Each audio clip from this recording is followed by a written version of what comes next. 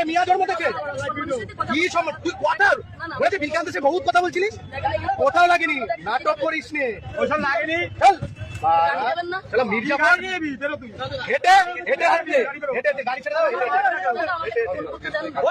কোথায় ওই তো ব্যাগ নাও, ব্যাগ নিয়ে ওইখান থেকে হেঁটে মারি। এরপরে কিন্তু সময় দেবো না, খেলা দেবো কিন্তু এরপরে কিন্তু টাইম হবে না কিন্তু। ভালো করে বলছি, আপনি বেরোন যান, ভালো করে বলছি। মুদির ফটো লাগায় আমাদের ক্ষমা চাও, আপনি বেরোন, ক্ষমা চাও। তুমি বিজেপি নেবেন কি বলেছো? হিন্দুদের অপমান কেন বলেছো? তুমি হিন্দুদেরকে কেন অপমান করেছো? তোমার অনেক কি বলেছো,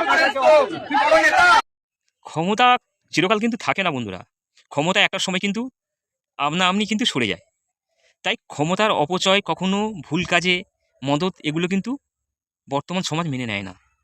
তাই এই স্বপ্নভাদুরী যে আজ ডিম থেরাপি খাচ্ছে, আজকের এই স্বপ্নভাদুরী ভারতীয় জনতা পার্টিকে নিয়ে অনেক ব্যঙ্গ তামাশা এবং অনেক নোংরা রাজনীতি চালিয়েছিল।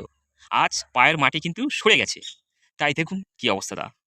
রাজনীতি কিন্তু এমন একটা স্বভাব, দেখবেন একের পর এক পার্টি কিন্তু তারা কিন্তু জয়লাভ করবে এবং কোনো একটা সময় অন্য কোনো দলের থেকে পরাজিত হবে।